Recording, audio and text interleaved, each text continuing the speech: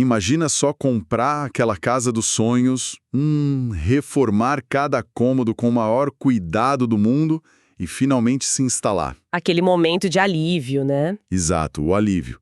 Aí, numa terça-feira qualquer, simplesmente, um trator do governo estaciona na sua porta e um oficial avisa que a sua sala de estar agora faz parte do traçado de uma nova rodovia estadual. Nossa, é o pesadelo de qualquer um. Totalmente. E a pergunta que fica para os candidatos que estão mergulhando nesse assunto é: o Estado pode simplesmente fazer isso? E a resposta curta, por incrível que pareça, é sim. Sim, ele pode. E é um choque para muita gente perceber isso. Pois é. E hoje, a nossa missão aqui é explorar exatamente isso.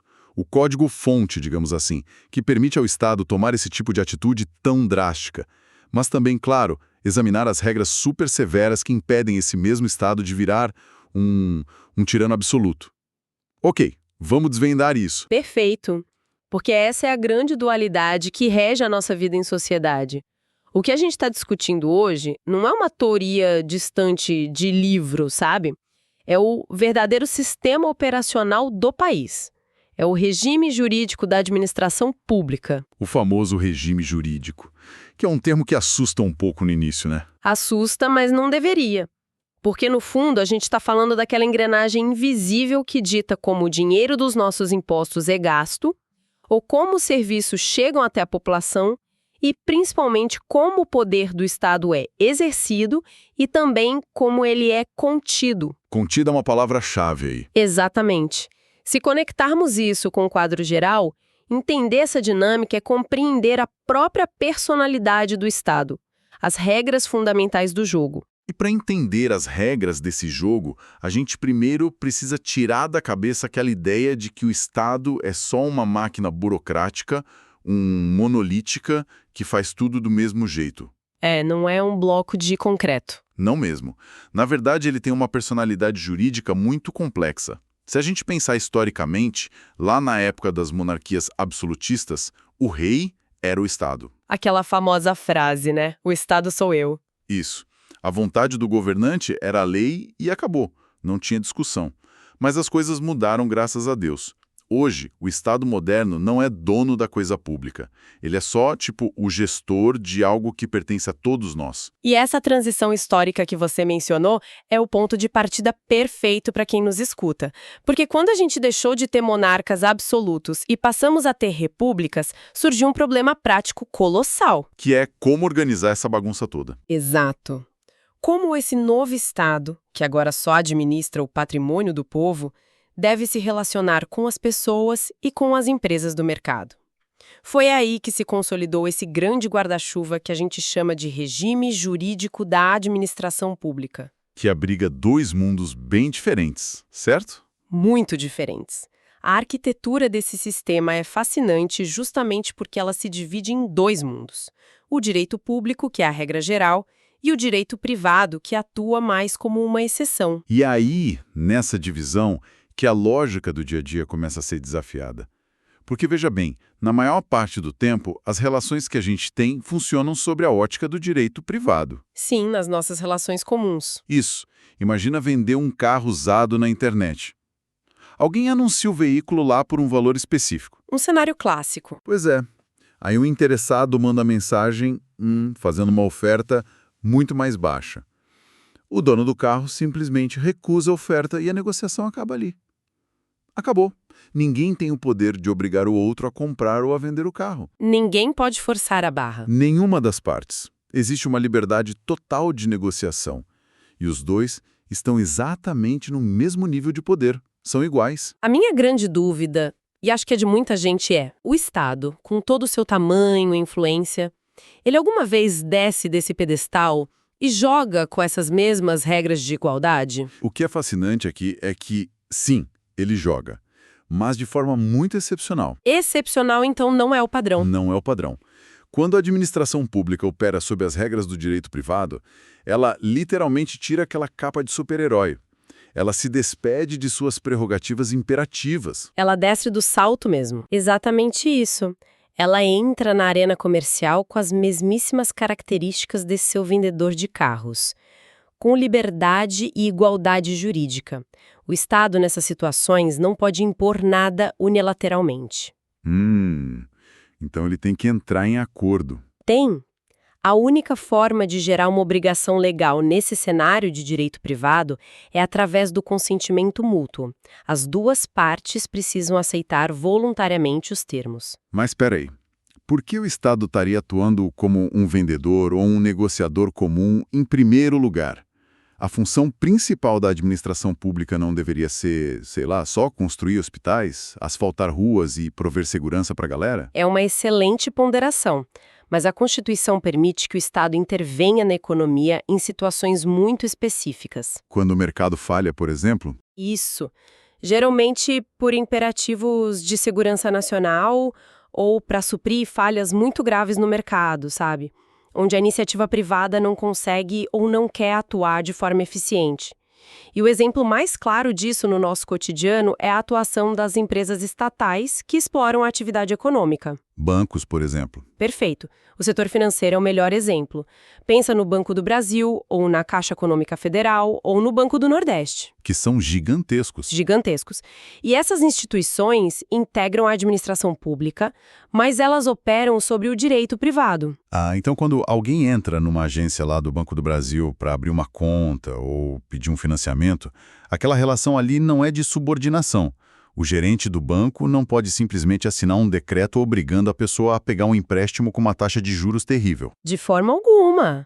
O banco estatal está ali competindo no mercado de verdade, negociando taxas, tentando atrair clientes, totalmente em pé de igualdade com qualquer banco privado da mesma rua. Entendi. As regras do jogo são as mesmas para eles. Sim. E olha, há nuances ainda menores e muito curiosas sobre a aplicação do direito privado que os candidatos precisam ter em mente. Manda. Imagina que o Estado fecha um contrato público gigante, bem formal, para o fornecimento de merenda escolar. Todo o processo de escolha da empresa obedece a regras públicas super rigorosas. Licitação e tudo mais. Isso. Mas, na hora de realizar o pagamento em si, se o Estado emite um cheque para a empresa fornecedora. Um cheque físico mesmo? Um cheque físico. Aquele pedaço de papel, o cheque em si, é um título de crédito. E ele é regido pelas normas do direito comercial. Que faz parte do direito privado. Exatamente. Então, se houver um problema de compensação bancária com aquele cheque, a resolução do problema vai seguir as regras aplicáveis a qualquer cidadão. O Estado ali é só o emissor de um cheque comum. Que loucura. Um detalhe minucioso, mas que faz toda a diferença.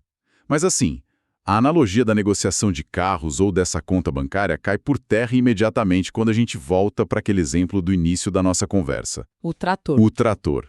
O trator na sala de estar. Porque o momento em que o Estado decide passar uma rodovia por cima de uma propriedade privada, não tem absolutamente nada de igualdade ou negociação amigável ali. E aqui é que fica realmente interessante, porque é aí que a gente entra na regra geral de funcionamento da máquina estatal. Que é o direito público, ou, o que a gente chama de forma mais técnica, de regime jurídico administrativo. Regime jurídico administrativo. Ouro. E essa regra se sustenta em um pilar central, inegociável. Qual é a primeira pedra de toque? É o princípio da supremacia do interesse público. A premissa básica de qualquer Estado moderno é que num eventual conflito entre o interesse de um indivíduo isolado e o interesse de toda a coletividade, O coletivo ganha. o coletivo sempre vai prevalecer. E, nossa, vale frisar isso intensamente. O interesse público não é o interesse do governo de plantão. Não é a vontade do prefeito. Não é a conveniência do prefeito, do governador ou do presidente. É o bem-estar e a necessidade estrutural da sociedade como um todo. Isso explica a desapropriação da casa. Porque a rodovia que vai conectar cidades, que vai escoar a produção agrícola e permitir, sei lá, que ambulâncias cheguem mais rápido aos hospitais, isso tudo é considerado mais importante para o tecido social do que a permanência daquele único morador na sala de estar dele. De forma bem objetiva, é isso. O direito de propriedade, que é sagrado no direito privado, ele cede espaço à necessidade coletiva no direito público. Ele é atropelado pelo trator do interesse público. A administração pública não pode paralisar uma obra essencial de infraestrutura só porque um proprietário se recusa a vender o terreno. independentemente do valor sentimental da casa. Exato, não importa o valor afetivo. Mas, e isso é crucial, o Estado de Direito não age como um tirano cego. A supremacia vem acompanhada de garantias constitucionais sólidas. O morador não fica de mãos abanando na rua. De jeito nenhum. Ele perde a casa sim, de forma compulsória, obrigatória, mas ele tem o direito absoluto a uma indenização. E não é qualquer indenização. A Constituição exige que ela seja prévia, justa e paga em dinheiro. Dinheiro vivo, na conta. Nada de promessas. Isso, o Estado impõe a sua vontade de forma unilateral, mas o mecanismo de compensação financeira precisa ser estritamente respeitado. Interessante. E essa imposição unilateral, ela se manifesta de outras formas bem agressivas também, né? Principalmente quando a gente fala dos contratos que o Estado assina. Ah, os contratos administrativos. Sim. Porque, imagina o seguinte, a administração pública assina um contrato com uma marcenaria, tá? Uma compra de, digamos, 1.000 carteiras escolares. Certo. 1.000 carteiras. Aí passam-se 3 meses, o planejamento educacional muda e o Estado simplesmente avisa a marcenaria. Olha, houve um recálculo aqui e agora a gente precisa de 1.200 carteiras. Ou pior, muitos alunos se mudaram, então só vamos precisar de 750. Uma mudança drástica. Muito drástica. No mercado privado, entre duas empresas, isso exigiria uma repactuação total, reuniões, novos acordos. Mas o Estado pode simplesmente, alterar essas quantidades sem nem perguntar se a marcenaria concorda. Pode, ele simplesmente pode. É o que o direito administrativo chama de cláusulas exorbitantes. Cláusulas exorbitantes. O nome já é bem explicativo. O nome já diz tudo. São cláusulas que exorbitam, que ultrapassam completamente os limites do que seria aceitável no direito privado. E a alteração unilateral do contrato, como no seu exemplo das carteiras, é a materialização clássica desse poder. Mas por que dar esse poder todo para o Estado num contrato? Para garantir que a política pública não seja interrompida. Ou seja, o objetivo final é garantir as políticas públicas e não o lucro de uma das partes. É para garantir que não faltem carteiras para os alunos e nem se desperdice dinheiro público comprando o que não é mais necessário. Faz sentido. Então, o Estado tem a prerrogativa legal de alterar quantitativos ou até mesmo o escopo do que foi contratado. Claro, respeitando certos limites percentuais definidos em lei, ele não pode dobrar o contrato do nada. Tem um teto. Tem um teto. E além disso, tem mais. Se a empresa atrasar ou falhar na entrega, o Estado não precisa recorrer ao Poder Judiciário, abrir um processo longo para cancelar o negócio. A própria administração rescinde o contrato e aplica as multas. Espera aí um pouco. Deixa eu ver se eu entendi. Se o Estado pode simplesmente alterar a quantidade do pedido para mais ou para menos no meio do caminho, ou aplicar multas e rescindir o contrato sem nem passar por um juiz imparcial, que empresa em sã consciência vai querer assinar um negócio desses? Olhando assim... Parece um risco financeiro absurdo para o setor privado, né? É como jogar uma partida onde o juiz também é o capitão do time adversário e ele pode mudar as regras do intervalo. Essa é a analogia perfeita. O juiz que também é jogador. Loucura. Mas tem um motivo para o setor privado aceitar entrar nesse jogo. É porque, junto com essa possibilidade de alteração unilateral, existe um mecanismo compulsório de reequilíbrio econômico-financeiro. Ah, a balança financeira? Exatamente. Se o Estado exige 200 carteiras a mais, ele é obrigado a pagar proporcionalmente por elas. A ideia é manter a margem de lucro original da empresa intacta. E se ele diminuir o pedido? Porque a empresa já pode ter comprado a madeira, por exemplo. Se o Estado decide diminuir a encomenda, e isso causa um prejuízo logístico para a marcenaria que já tinha comprado a matéria-prima, a administração tem que compensar esse impacto. A balança financeira da contratação original não pode ser destruída pelas vontades do Estado.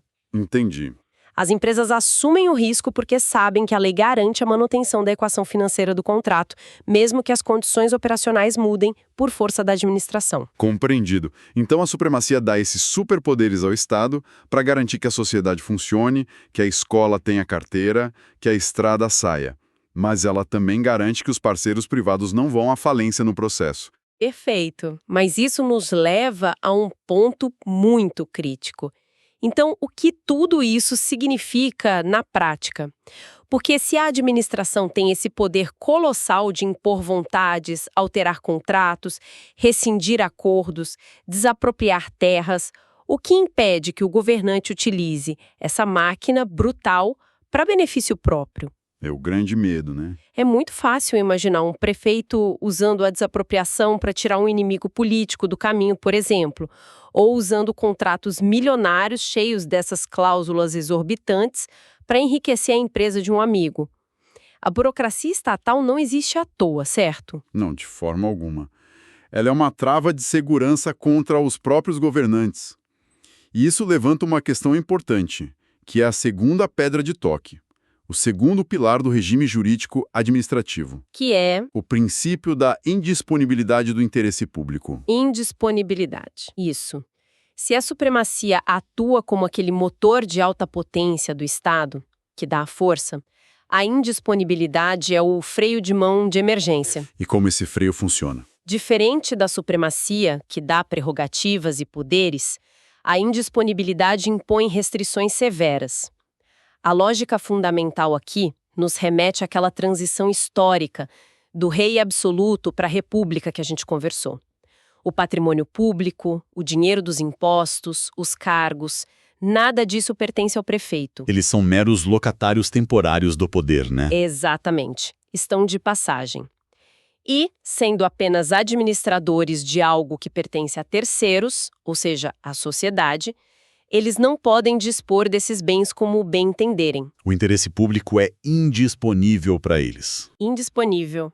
A vontade pessoal do administrador é simplesmente irrelevante frente ao comando da lei. A indisponibilidade significa que o gestor público está literalmente acorrentado a procedimentos extremamente rígidos para tomar qualquer atitude que envolva o dinheiro ou os interesses da coletividade. Ele não pode agir como se fosse dono da empresa. Não. Ele não tem a liberdade de negociar favores, de perdoar dívidas por simpatia, ou contratar quem ele acha mais legal ou mais competente da cabeça dele. E a manifestação mais clara e visível desse freio de mão na vida real da gente é, sem dúvida, a licitação, né? A famosa licitação. Voltando àquele exemplo da marcenaria. O prefeito não pode simplesmente ligar para o vizinho dele que ele sabe que é marceneiro e encomendar 1000 carteiras escolares, mesmo que ele saiba que o vizinho é super competente e vai entregar rápido. De forma alguma. A lei impõe essa barreira monumental contra o favorecimento pessoal. Para comprar um simples lote de lápis ou para construir uma ponte multimilionária, não importa. A administração é obrigada a realizar um procedimento burocrático, público e transparente, a licitação. Tem que fazer o edital e tudo mais. É necessário publicar um edital extenso, detalhando minuciosamente todas as especificações técnicas do que se deseja comprar. Os prazos, as multas, tudo. A partir daí, abre-se uma competição para qualquer empresa do país que consiga cumprir aqueles requisitos. E o critério de escolha não tem absolutamente nada a ver com afinidade. É matemática pura. Geralmente é o menor preço, né? Geralmente é o critério do menor preço. Imagina que cheguem 4 propostas lá para fornecer as carteiras escolares. A empresa de um total desconhecido de outro estado oferece o serviço por R$250 mil. Ok. Aí, a empresa do melhor amigo do prefeito apresenta uma proposta de 280 mil. 30 mil a mais. Isso. A administração está legalmente obrigada a assinar o contrato com o desconhecido, que apresentou o menor valor, desde que ele cumpra todas as exigências de qualidade do edital, claro. Não há margem de manobra para o gestor escolher a empresa do amigo só para ajudar ele a faturar um contrato de 215 mil ou 280 mil reais. A licitação protege o dinheiro do contribuinte de ser usado como moeda de troca política. Sim, essa é a função dela. É muito interessante notar o quanto as pessoas, de uma forma geral, reclamam da burocracia do Estado. Ah, o tempo todo. Reclama-se muito que os processos demoram meses, que tem excesso de papel, de carimbo, prazos recursais para tudo que é lado. E sim, sob a ótica da eficiência pura e simples de mercado, é um processo lento. Um gestor privado resolveria essa compra de carteiras em uma tarde. 3 telefonemas e uma negociação direta. Pronto. Exato. Mas a burocracia governamental, por mais irritante que pareça no dia a dia para quem está de fora, ela não é um erro de design do sistema. Ela foi desenhada exatamente para ser lenta e transparente, criando essas múltiplas camadas de verificação justamente para dificultar a corrupção. Essa é a essência do princípio da indisponibilidade, a desconfiança estrutural. O Estado de Direito, ele desconfia das boas intenções dos seus próprios governantes. Ele parte do princípio de que alguém vai tentar tirar vantagem. É triste, mas é realista. Então ele cria amarras legais para substituir essa boa intenção por procedimentos que podem ser auditados depois. E esse mesmo princípio de restrição rigorosa, ele se aplica não apenas à compra de produtos, mas também à contratação de pessoas. Ah, os funcionários públicos? Sim, porque a forma mais clássica pela qual o patrimonialismo operou na nossa história... Essa mistura tóxica entre o que é público e o que é privado. Exatamente. A forma mais clássica disso foi através do loteamento de cargos públicos. O famoso cabide de empregos. O próprio, que é tipo distribuir cargos na prefeitura ou nos ministérios para retribuir os apoios financeiros que o cara recebeu durante a campanha política, ou simplesmente para empregar a família inteira às custas dos cofres públicos. O nepotismo e o clientelismo. A tendência natural de quem detém o poder, se não houver nenhuma amarra segurando, é se cercar de pessoas leais e dependentes e assim criar ciclos de perpetuação no poder. Para ficar lá para sempre. Exato. Então, para cortar esse mal pela raiz, a Constituição materializa a indisponibilidade do interesse público através da exigência irrestrita do concurso público para o provimento de cargos efetivos. É a substituição da amizade e da influência política pelo mérito puro. Precisamente. O concurso público retira das mãos do gestor a capacidade de escolher quem vai operar a máquina estatal. Garante-se aí o princípio da isonomia. Qualquer um pode tentar. Qualquer cidadão, independentemente de quem seja a família dele ou de quais políticos ele conheça, ele tem o direito de disputar uma vaga com base exclusivamente no seu próprio esforço e no seu conhecimento intelectual. O que também garante a eficiência técnica do Estado, né? Porque os aprovados precisaram demonstrar capacitação prévia, estudaram muito para exercer aquelas funções. Sim, é uma estrutura complexa de freios e contrapesos que tenta manter a administração pública funcionando como uma entidade impessoal, que não tem rosto, não tem amigos e não tem inimigos. É realmente uma engenharia jurídica impressionante se a gente parar para pensar. Bom, se a gente der um passo para trás agora e observar tudo o que desconstruímos hoje, para quem está estudando isso a fundo, o panorama geral do regime jurídico da administração pública forma um ecossistema incrivelmente balanceado. Com certeza. Para fixar bem, por um lado, existem os momentos raros em que o Estado decide operar sobre o direito privado.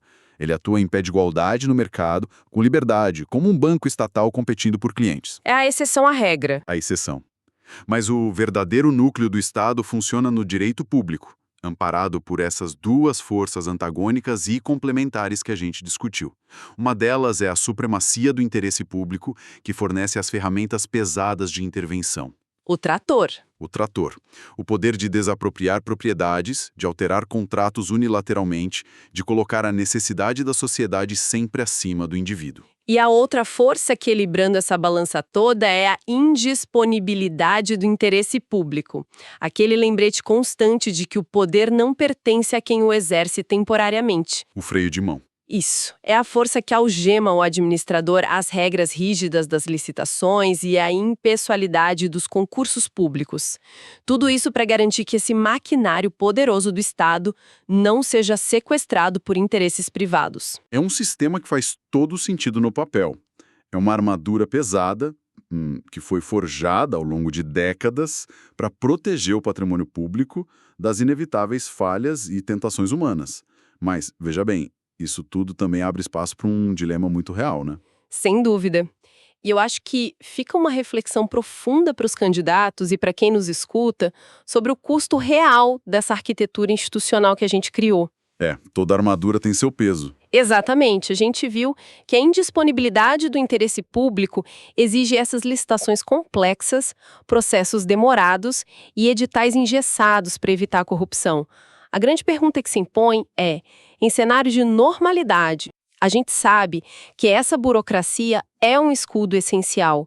No entanto, em momentos de urgência extrema da sociedade, Tipo, uma catástrofe climática de grandes proporções. ou uma crise sanitária repentina, uma pandemia, será que, nesses momentos, essa mesma armadura pesada não acaba se tornando a âncora que impede o Estado de agir com a velocidade necessária para salvar vidas? Nossa, é uma imagem forte. É a armadura que te protege das flechas ali na planície, mas que te leva direto pro fundo caso você caia num rio profundo. Exatamente. Se você precisar nadar rápido, a armadura te afoga. É o eterno paradoxo entre controle e eficiência. Entre proteger a lisura de todo o processo e atender ao desespero imediato de quem está lá na ponta da linha esperando a ajuda chegar. É uma tensão que define a personalidade da administração pública todos os dias. E é algo que vai muito além de decorar artigos de lei. É a vida real do Estado. Uma excelente reflexão para levar adiante e para estimular o pensamento crítico de todo mundo que acompanha a gente. Muito obrigado a todos que acompanharam mais este mergulho profundo nas engrenagens fundamentais da nossa sociedade. A gente se vê na próxima. Até mais, pessoal. Bons estudos!